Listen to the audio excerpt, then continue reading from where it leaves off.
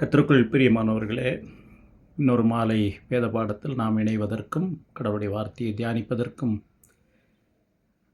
அவருடைய கிருபை நமக்கு கொடுக்கப்பட்டபடியினால் கர்த்தரை ஸ்தோத்திரிப்போம். இந்த மாலை வேத பாடத்தை கர்த்தர் ஆசீர்வதிக்கும்படி நாம் ஜெபித்து ஆரம்பிப்போம். எல்லையில்லாத மாட்சிமையின் தேவனே, நீர் ஆராதனைக்குரியவர், துதிக்கு பாத்திர ஸ்தோத்திரத்திற்குரியவர்.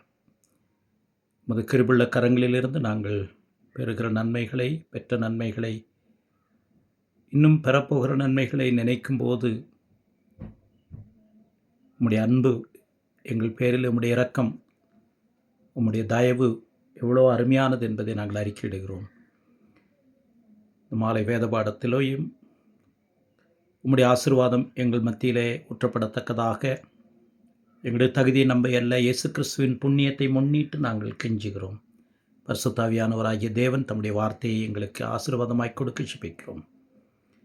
உங்களுடைய மெல்லிய சத்தத்தை நாங்கள் தெளிவாக கேட்க, உணர ருசித்து பார்க்க கர்த்தாவே நீர் உதவி செய்யும்.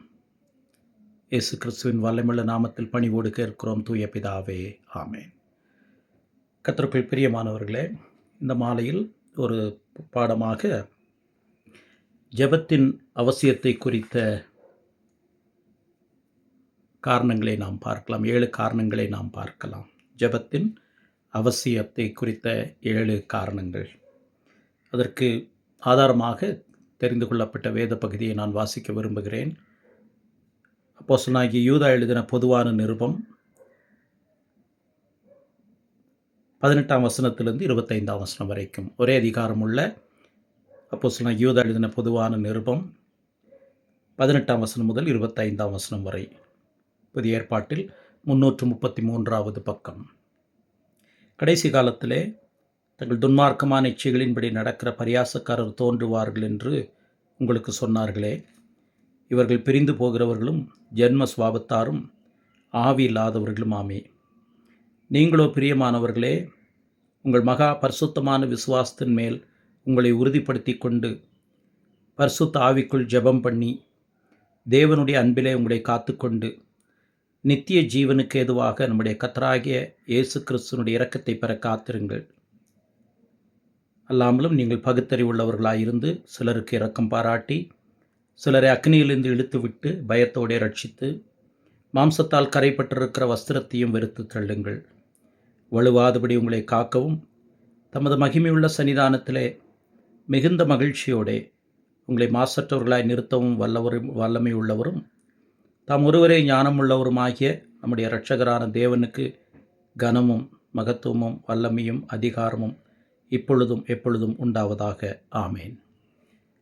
இந்த வேத பகுதியை நாம் படிக்கும்போது கடைசி காலத்தினுடைய சூழல், அதனாலே நமக்கு கொடுக்கப்படுகிற அறைகோவல் எச்சரிப்பு, நாம் எதிலே நம்மை காத்துக்கொள்ள முடியும் என்ற ஆசீர்வாதமான பாடம் யூதாவால் எழுதப்பட்டிருக்கிறது.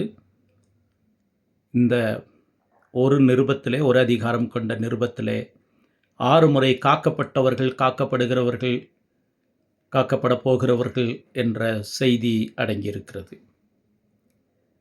பொதுவான ரட்சிப்பை குறித்து அவர் எழுத சித்தமாயிருக்கும்போது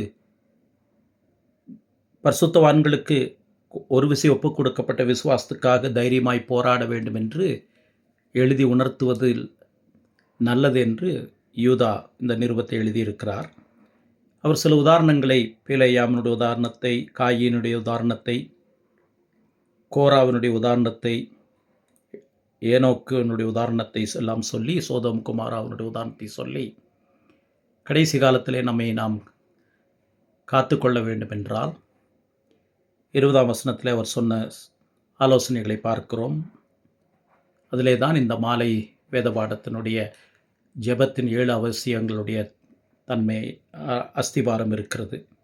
நீங்களோ பிரியமானவர்களே, 19ஆம் வசனம், இவர்கள் பிரிந்து போகிறவர்களும் ஜென்ம சுபாவத்தாரும் ஆவி இல்லாதவர்களும் ஆமே. அவர்கள் யார்? 18ஆம் வசனத்திலே, கடைசி காலத்திலே தங்கள் துன்மார்க்கமான இச்சைகளின்படி நடக்கிற பரியாசக்காரர் தோன்றுவார்கள் என்று உங்களுக்கு சொன்னார்களே. இவர்கள், இந்த பரியாசக்காரர், பிரிந்து போகிறவர்களும் ஜென்ம சுபாவத்தாரும் ஆவி இல்லாதவர்களும் ஆமே. பரியாசக்காரர் உட்காரும் இடத்தில் உட்காராதிருங்கள் என்று சங்கீதக்காரன் சொன்னதும், பழைய ஏற்பாட்டிலே பல இடங்களிலே பரியாசக்காரர்கள் என்று சொன்னதும், பேதுரு தன்னுடைய 2ஆம் நிருபத்தில் பரியாசக்காரர் அவர்களை பற்றி சொன்னதும் ஏறத்தாழ ஒரே செய்தி சொல்லுகிறது. பரியாசக்காரர்கள் என்பவர்கள் கடவுள் வருகிறார், நியாயந்தீர்ப்பார் என்றெல்லாம் ஆண்டாண்டுகளாக சொல்லிக் கொண்டிருக்கிறீர்களே, எல்லாம் அப்படியே இருக்கிறதே என்று நியாய தீர்ப்பை அசட்டை செய்கிறவர்கள் தான் பரியாசக்காரர்கள். கடவுளெல்லாம் நியாயம் விசாரிப்பது கிடையாது, அதெல்லாம் நடக்காது.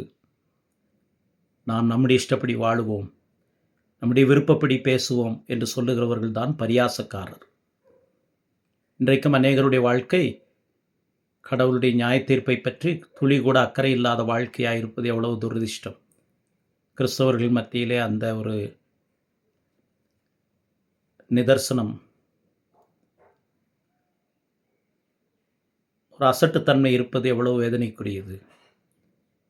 ஆகவே அவர்கள் பிரிந்து போகிறவர்கள் ஜென்ம சாபத்தார் ஆவில்லாதவர்களுமாமே என்று யூதா சொன்னதற்கு பிறகு நீங்களோ என்று விசுவாசிகளை பார்த்து சொல்லுகிறார். ஆங்கிலத்திலே பட் யூ என்று ஆரம்பிக்கும். நீங்களோ பிரியமானவர்களே, உங்கள் மகா பரிசுத்தமான விசுவாசத்தின் மேல் 3ஆம் வசனத்திலே ஒரு விசை ஒப்புக் கொடுக்கப்பட்ட விசுவாசத்திற்காக நீங்கள் தைரியமாய் போராட வேண்டும் என்று சொல்லுகிறார். அந்த விசுவாசத்தை இப்பொழுது சொல்லுகிறார், பரிசுத்தமான விசுவாசத்தின் மேல் உங்களை உறுதிப்படுத்தி கொண்டு. விசுவாசம் வளர வளர அது பரிசுத்தத்தை நம்முடைய வாழ்க்கையிலே கூட்டிக் கொண்டே வருகிறது. பரிசுத்தத்தை வாஞ்சிக்காத, பரிசுத்தத்திலே நடக்காத, பரிசுத்தத்திலே பெருகாத விசுவாசம் போலி விசுவாசம். இவ்வளோ நிறைய பேர் நான் ஆண்டவரை விசுவாசிக்கிறேன், உலக வேலை விட்டு விட்டேன், ஊழியம் செய்கிறேன், என்னுடைய குடும்பத்தார் 2 தலைமுறை 3 தலைமுறை 4 தலைமுறை நாங்கள் விசுவாச கூட்டத்தார் கிறிஸ்தவர்கள் என்றெல்லாம் சொல்லிக்கொள்ளலாம். ஆனால் பரிசுத்தத்தினுடைய தாக்குதல் இல்லாவிட்டால் நீங்கள் விசுவாசிகள் கிடையாது. பரிசுத்தமான விசுவாசத்தின் மேல் உங்களை உறுதிப்படுத்தி கொண்டு பரிசுத்த ஆவிக்குள் ஜெபம் பண்ணி, அதற்கு 19ஆம் வசனத்திலே அவர்கள் பரியாசக்காரர் எப்படிப்பட்டவர்கள் என்று சொல்லுகிறார், ஆவி இல்லாதவர்கள் என்று சொல்லுகிறார். எப்படிப்பட்ட ஆவி இல்லாதவர்கள் என்றால் பரிசுத்த ஆவியினுடைய அனுக்கிரகத்தை, பரிசுத்த ஆவியினுடைய தொடுதலை பெறாதவர்கள். ஆகவே அவர்கள் ஜெபிக்க முடியாது. ஒருவேளை அவர்கள் ஜெபித்தாலும் தங்களுடைய உலக ஆதாயத்திற்காக ஜெபிப்பார்கள், கேட்பார்கள், உபவாசம் இருப்பார்கள், கெஞ்சுவார்கள். ஆனால் பரிசுத்த ஆவியானவருக்குள் ஜெபம் பண்ணி தேவனுடைய அன்பிலே உங்களை காத்துக்கொண்டு இரக்கத்தை பெற காத்திருங்கள் என்று யூதா சொல்லுகிறார். ஆகவே இந்த மாலையிலே ஜெபத்தின் 7 அவசியங்களை, இல்லாவிட்டால் ஜெபம் பண்ணாமல் இருப்பதனுடைய 7 அடையாளங்களை பார்க்கலாம். ஒருவேளை பாசிட்டிவாக எடுத்துக்கொண்டால், நேர்மறையாக எடுத்துக்கொண்டால் ஜெபிப்பதனுடைய 7 அவசியங்கள். அதையே நேர்மறையாக நாம் எடுத்துக்கொண்டால் ஜெபம் பண்ணாமல் இருப்பவர்களுடைய 7 தன்மைகள். If we take it positively, the 7 aspects, 7 necessities for prayer. If we take it negatively, 7 negative traits of those who do not pray, do not seek prayer or offer prayer before God. ஆண்டவராகிய இயேசு கிறிஸ்து சீஷர்களிடத்திலே அவர்கள் ஜெபிக்க கற்றுக் கொடுங்கள் என்று கேட்டபோது சொன்ன ஜெபத்தினுடைய மாதிரியை நாம் மத்தேயு எழுதின சுவிசேஷம் 6ஆம் அதிகாரத்தில் படிக்கிறோம். ஏறத்தாழ மலை பிரசங்கத்தின் ஒரு பகுதியாகவே நமக்கு அது இருக்கிறது. லூக்காவிலே அது கற்றுக் கொடுக்கப்பட்டிருக்கிறது என்று படிக்கிறோம். நீங்கள் ஜெபம் பண்ண வேண்டிய விதமாவது என்று ஆண்டவராகிய இயேசு கிறிஸ்து ஆரம்பிக்கிறார். Pray in this manner, not the same repetition, not to repeat the so-called Lord's Prayer. It is disciples' prayer. அது கர்த்தருடைய ஜெபம், பரமண்டல ஜெபம் என்று சொல்லுகிறது ஒருவேளை நன்றாக இருக்கும். ஆனால் அது சீஷர்களுடைய ஜெபம், சீஷர்கள் கடைபிடிக்க வேண்டிய அம்சங்கள் உள்ளடக்கிய ஜெபம். அதிலே அந்த 7 காரியங்களையும் நாம் பார்க்கலாம். 1, முதலாவது ஜெபத்திற்கு மாதிரிகள் யார் என்று பார்த்தால் நம்முடைய ஆண்டவராகிய இயேசு கிறிஸ்து ஒரு மாதிரி. அவருடைய முன்மாதிரியை நாம் பின்பற்ற அழைக்கப்படுகிறோம். அவர் பூரண பரிசுத்தர், 100க்கு 100 மனிதன், 100க்கு 100 தேவன். பூரண பரிசுத்தர், பிதாவோடு இடைவிடாத ஐக்கியம் கொண்டிருந்தார். என் பிதாவுக்கு பிரியமானவைகளை நான் எப்பொழுதும் செய்கிறபடியினால் அவர் என்னை தனியே விட்டு விடுவதில்லை என்று சொன்னார். அப்படிப்பட்ட கர்த்தர் முழுதும் ஜெபித்திருக்கிறார், அதிகாலையிலே ஜெபித்திருக்கிறார். ஜெபிக்காத கிறிஸ்தவர்கள் விசுவாசிகள் என்று கூட சொல்ல முடியாது என்பதுதான் நாம் படிக்கப் போகிற பாடத்தினுடைய சாரம்சம். இயேசு கிறிஸ்து மாதிரி, முன்மாதிரியாக நமக்கு இருக்கிறார். அப்போஸ்தலர்கள் அதை செய்தார்கள். கிரேக்க விதவைகள், அதாவது ஹெலனிஸ் என்று சொல்லுவார்கள், கிரேக்க மொழி பேசுகிற யூத விசுவாசிகள், அவர்கள்தான் கிரேக்கரானவர்கள் என்று அப்போஸ்தலர் 6ஆம் அதிகாரத்திலே படிக்கிறோம். அந்த விதவைகள் சரியாக நடத்தப்படுவதில்லை என்ற ஒரு குற்றச்சாட்டு வந்தபொழுது, அப்போஸ்தலரிடத்தில் வந்தபொழுது அப்போஸ்தலர் சொன்னார்கள், நாங்கள் பந்தி விசாரிப்பை செய்வது தகுதி அல்ல, நாங்களோ ஜெபம் பண்ணுதலிலும் வேத வசனத்தை போதிப்பதிலும் உறுதியாக தரித்திருக்க வேண்டும் என்று சொன்னார்கள். அவருடைய ஆரம்பமே ஜெபம் பண்ணுவதிலும் என்று ஆரம்பிக்கிறது. எல்லாருக்கும், விசுவாசிகள், ஊழியக்காரர்கள் எல்லாருக்கும் ஜெபம் அவசியம் என்பதாக நாம் பார்க்கிறோம். ஆதி திருச்சபை ஜெபித்திருக்கிறது, எல்லா காலகட்டத்திலும் ஜெபித்திருக்கிறது. அப்போஸ்தலர் 2ஆம் அதிகாரத்தில் அவர்கள் அனுதினமும் அப்பம் பிட்டு ஜெபம் பண்ணி உறுதியாய் தரித்திருந்தார்கள். அப்போஸ்தலருடைய உபதேசத்திலும் அந்யோன்யத்திலும் அப்பம் பிற்குதலிலும் ஜெபத்திலும் உறுதியாய் தரித்திருந்தார்கள். அதே போல சபை சரித்திரத்திலேயும் மார்ட்டின் லூத்தர் போன்றவர்கள் அதிகமாக உழைத்திருக்கிறார்கள் என்ற போதிலும் அவர்கள் ஜெபத்திலே நேரத்தை செலவழித்திருக்கிறார்கள். We have examples from Christ onwards. Christ, who is perfect man, perfect God, who came to offer himself as the sacrifice, once for all sacrifice, has spent much of his time in prayer, in solitude with God.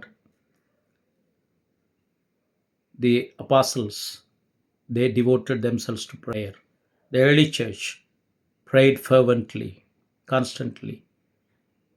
The reformers, Martin Luther, the likes of Martin Luther, John Wesley, they spent hours and hours together in prayer. இப்படி வேதத்திற்கு ஜெபத்திற்கு பல உதாரணங்கள் இருக்கிறது. ஒருவேளை நாம் வேலையிலே நம்முடைய மும்முரத்தை காட்டும்போது ஜெபிப்பதற்கு நேரமில்லை என்று சொல்லுகிறோம். நான் பிரயாணம் செய்ய வேண்டும், ஆகாரம் ஆயத்தப்படுத்த வேண்டும், பிள்ளைகளை பள்ளிக்கு கொண்டு செல்ல வேண்டும், வேலைக்கு போக வேண்டும், பிரயாணம் செய்ய வேண்டும் என்று பல சாக்குகளை சொல்லுகிறோம். இவை எதுவுமே கடவுளோடு நாம் நேரம் செலவிடுவதற்கு தடையாக இருக்க முடியாது. செல்ஃபோன் அதிக நேரம் பார்ப்பதற்கு எங்கிருந்து நேரம் கிடைத்தது? நம்மில் பெரும்பாலானோர் ஒரு செல்ஃபோனுடைய ஒரு நியமத்திற்கு அடிமையாகி கொண்டிருக்கிறோம் என்பது உண்மை. நியூஸ் பார்க்கிறோம், ஸ்போர்ட்ஸ் பார்க்கிறோம். ஒருவேளை தவறான படங்களையோ அல்லாவிட்டால் காட்சிகளையோ செய்திகளையோ நாம் பார்க்காவிட்டாலும் நல்லது என்று நாமே சமாதானப்படுத்திக் கொள்ளுகிற செய்திகளை பார்க்கிறோம், அதில் நேரம் செலவழிக்கிறோம். ஆனால் ஜெபம் என்று வந்தால் நமக்கு நேரமில்லை என்று சொல்லுகிறோம். ஜெபிக்காதவர்களுடைய 7 தன்மைகளை பார்க்கலாம். ஒருவேளை ஜெபிப்பவர்களுடைய 7 தன்மை என்பதை விடவும் கர்த்தருடைய ஜெபம், எல்லாற்றால் சீஷருடைய ஜெபம் என்று சொல்லப்படுகிற பரமண்டல ஜெபத்திலிருந்து ஜெபிக்காதவர்கள் எப்படிப்பட்ட தன்மையுடையவர்கள் என்ற 7 குணாதிசயங்களை பார்க்கலாம். மத்தேயு 6ஆம் அதிகாரம் 9ஆம் வசனம், நீங்கள் ஜெபம் பண்ண வேண்டிய விதமாவது, the manner in which or after which you need to pray like this. பரமண்டலங்களில் இருக்கிற எங்கள் பிதாவே. ஜெபிக்காதவர்கள்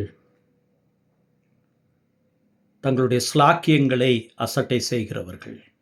முதலாவது ஜெபிக்காதவருடைய முதலாவது பண்பு, ஜெபிக்காதவர்கள் தங்களுடைய உன்னதமான ஸ்லாக்கியத்தை அசட்டை செய்கிறவர்கள். Those who don't spend time in prayer, devote themselves to prayer, are the ones who neglect the greatest privilege of called neglecting the privilege, the greatest privilege that we have as children of God. பரமண்டல இருக்கிற எங்கள் பிதாவே. அவர் வானத்தையும் பூமியும் ஆளுகிறவர், சர்வத்தையும் ஆளுகிறவர். அவரை அப்பா பிதாவே என்று அழைக்கும்படியான புத்திர சுவிகாரத்தின் ஆவியை பெற்றிருக்கிறோம். நம்முடைய உலக பிரகாரமான பெற்றோரிடத்திலே நம்முடைய விண்ணப்பங்களை கேட்கிறோம். நாம் சிறு பிள்ளைகளாக இருக்கும்போது பெரும்பாலும் நம்முடைய பெற்றோரிடத்திலே தகப்பனிடத்திலே தாயிடத்திலே கேட்கிறோம். குறிப்பாக தகப்பன் இருந்தால் தகப்பனிடத்தில் அதிகமாக கேட்கிறோம். அவர்கள் மாறிப்போகிறார்கள். அவர்கள் சொன்னதை செய்யாமல் போவார்கள். அவர்களுக்கு வாங்கி கொடுக்க செய்து கொடுக்க ஒருவேளை வசதி இல்லாமல் இருக்கலாம்.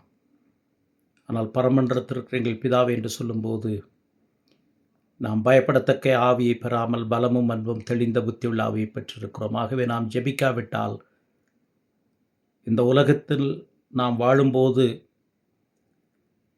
நமக்கு கிடைக்கப்பெற்ற பெரிய பொக்கிஷமாகிய கர்த்தரை பிதாவே என்று அழைக்கக்கூடிய புத்திர சுவிகாரத்தின் ஸ்லாக்கியத்தை அசட்டை செய்கிறவர்கள். We despise the privilege, the greatest privilege, the highest privilege of calling God the Heavenly Father.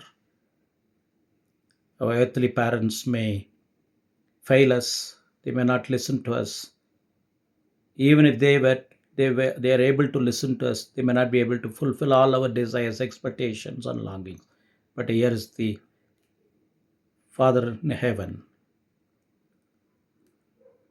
whom we are privileged to call, address as Abba Father. அப்பா பிதாவே என்று அழைக்கும்படியான புத்திர சுவிகாரத்தின் ஆவியை நாம் பெற்றிருக்கிறோம். ஆகவே ஜெபிக்காதவர்கள் தங்களுடைய உன்னதமான ஸ்லாக்கியத்தை அசட்டை செய்கிறவர்கள். ஆண்டவரோடு பிதாவோடு பேசுகிற பாக்கியம், நித்திய பிதாவோடு பரிசுத்த பிதாவோடு பேசக்கூடிய பாக்கியத்தை நாம் அசட்டை செய்கிறவர்கள். The despisers of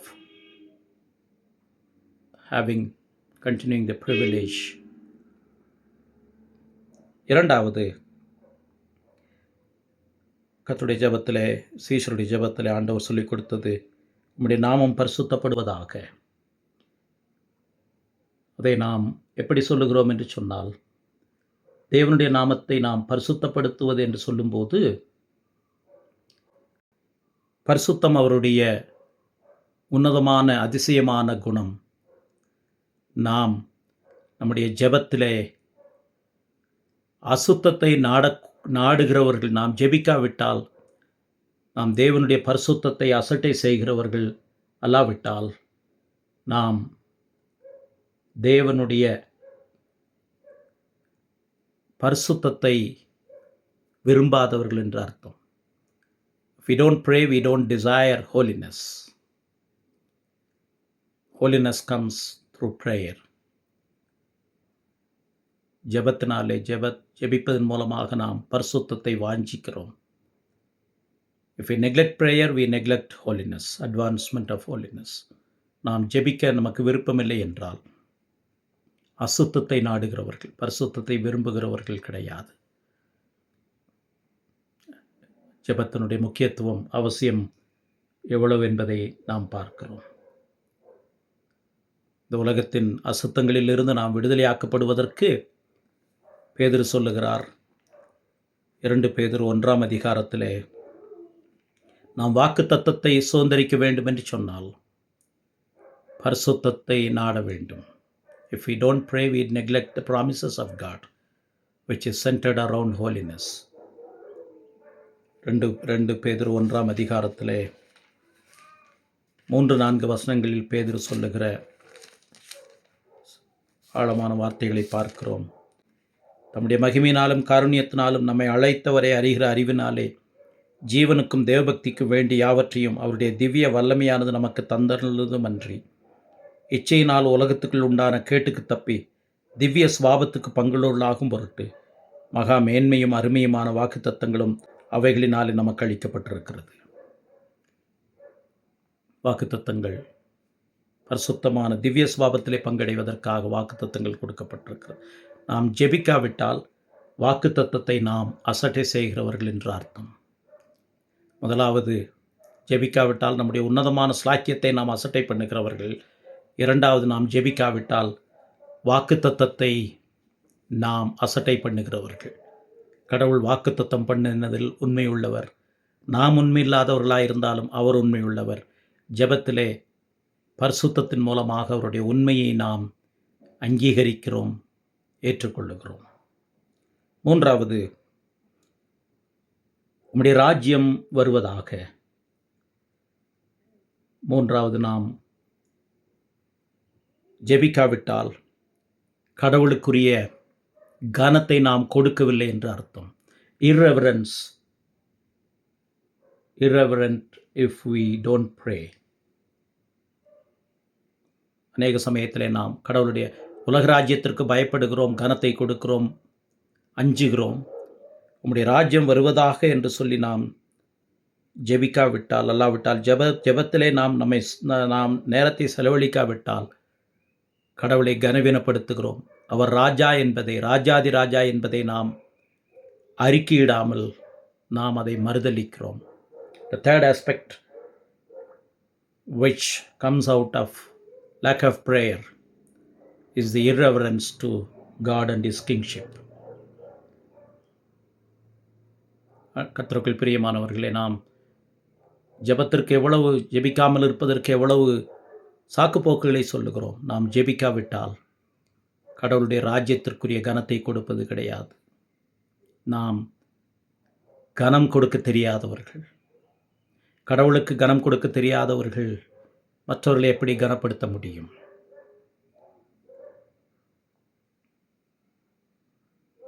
நான்காவது, உம்முடைய சித்தம் பரமண்டலத்தில் செய்யப்படுவது போல பூமியிலேயும் செய்யப்படுவதாக. நாம் ஜெபிக்காவிட்டால் குடும்ப சாயலை நாம் இழந்து போகிறோம் என்று அர்த்தம். If we don't pray, we lose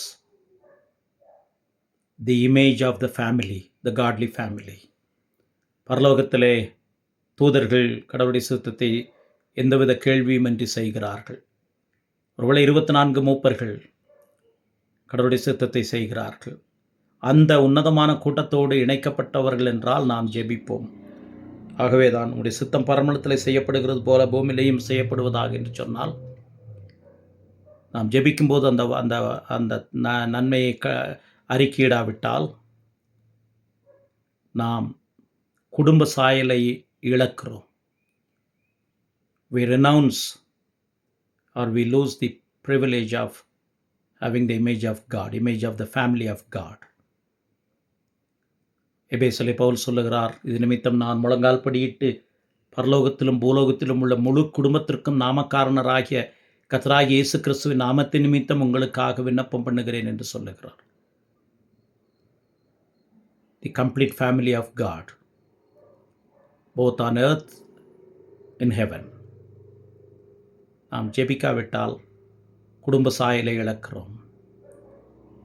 நம்முடைய குடும்பத்தார் நம்மை ஒதுக்கி வைத்தால், அந்த சாயலை தரித்த நாம் அசட்டை செய்தால் அது எவ்வளவு துக்ககரமானது. நாம் ஜெபிக்கும்போது குடும்ப சாயலை அணிந்து கொள்ளுகிறோம். We embrace the image of God's family when and as we pray.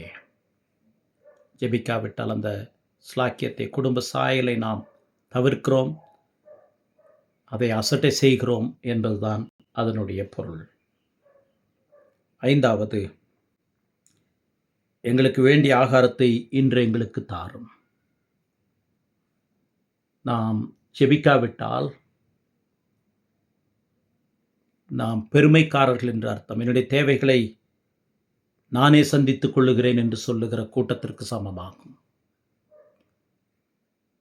We would be presumptuous if he doesn't pray for our needs.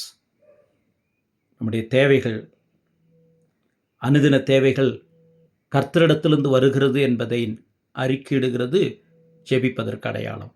நாம் ஜெபிக்காவிட்டால் அன்றன்று தேவைகள் கர்த்தரிடத்திலிருந்து மாத்திரம் வருகிறது என்பதை மறுதலிக்கிறவர்கள்.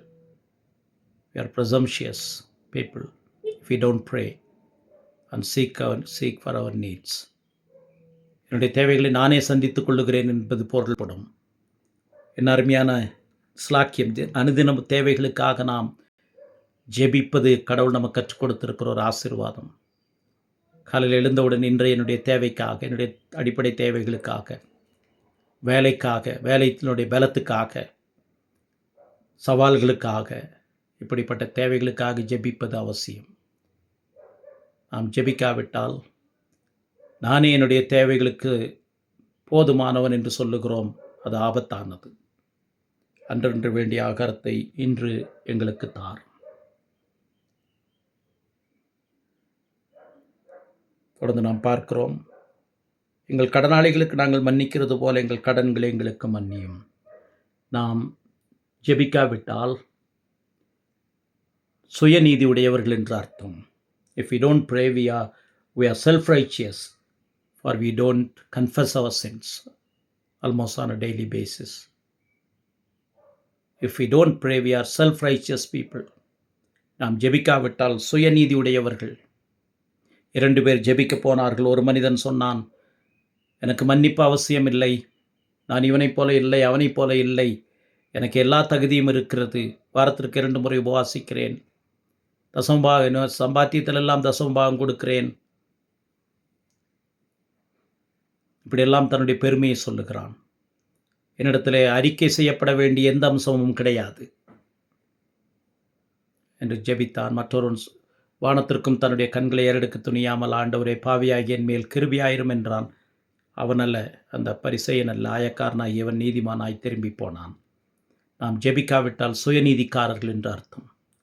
என்றால் ஜெபத்திலே பாவ மன்னிப்பு, பாவ அறிக்கையிடுதல், பலவீனத்தை அறிக்கையிடுதல், கடவுளோடு சீர்பொருந்தல் அடங்கியிருக்கிறது. வேதத்தினுடைய பல ஜெபங்களை எடுத்து பார்ப்போம்.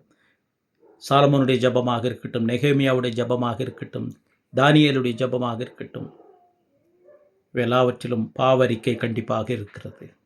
பாவ அறிக்கை இல்லாத எதுவும், பாவ அறிக்கை என்ற அம்சம் இல்லாத ஜெபம்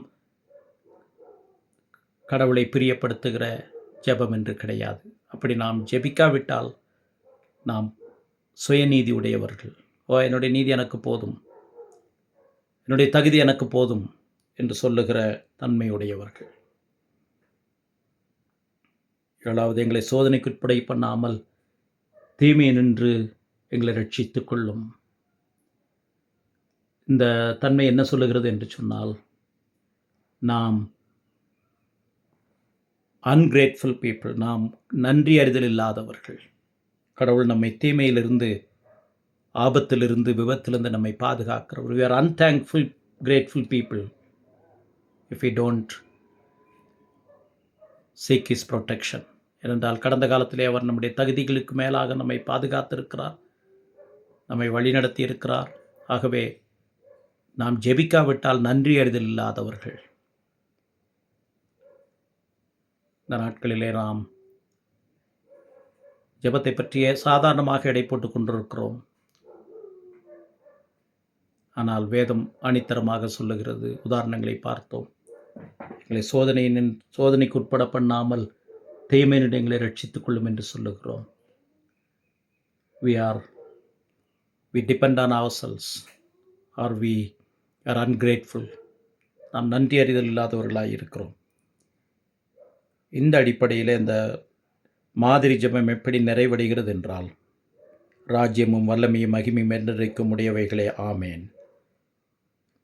கர்த்தருடைய ராஜ்யம், கர்த்தருடைய வல்லமை, கர்த்தருடைய மகிமை என்றைக்கும் அவருக்குரியது. அப்படியே ஆவதாக என்பதாகும். நம்முடைய ஜெபத்திலே நாம் அதை நிலைநாட்டுகிறோம். ஜெபிக்காத கிறிஸ்தவர்கள் ஆண்டவருடைய நாமத்தை அசட்டை செய்கிறவர்கள். இடைவிடாமல் ஜெபம் பண்ணுங்கள் என்று சொல்லுகிறது வேதம். ஒருவேளை பேதுரு சிறையில் அடைக்கப்பட்ட போது அவனுக்காக சபையார் ஊக்கமாக ஜெபித்தார்கள். அவருடைய சிறைச்சாலையிலிருந்து அவர் வெளியே வரும்போது அவருடைய சங்கிலிகள் அறுபட்டு தூதன் அவரை வெளியே அழைத்து கொண்டு வந்தான். அது ஜெபத்தினுடைய விளைவு என்று சொல்லுகிறோம். உண்மைதான். ஜெபத்தினுடைய ஆதித்திருச்சபை பேதுருவனுடைய விடுதலைக்காக ஜெபித்ததனுடைய விளைவு, சங்கிலி தெரிக்கப்பட்டு அவன் வெளியே நடத்தி கொண்டு வரப்பட்டான். ஆனால் ஒரு பக்தன் சொல்லுகிறார், ஒருவேளை சங்கிலி முறிந்து கதவுகள் திறந்து பேதுரு வெளியே அழைக்கப்பட்டு வந்தது ஜெபத்தினுடைய ஒரு விளைவு என்று சொல்லும் பட்சத்திலே, பரலோகத்திலிருந்து அந்த சங்கிலியை அவிழ்ப்பதற்கும் கதவை திறந்து வெளியே அழைத்து விடப்படுவதற்கும் பரலோகத்திலிருந்து தூதனை அனுப்ப வைத்தது அந்த ஜெபத்தினுடைய சாரம்சம், வல்லமை என்று சொல்லுகிறார். The fact that the angel came down to release Peter, fetch him out of the prison, itself is an answer to prayer. The next step is that he was led out of the prison, unchained, door opened. We always believe prayer enabled Peter to come out of the jail, unchained and doors opened. Yes, it is true, but it's the same prayer, the power of prayer that brought angels down to the prison to release him.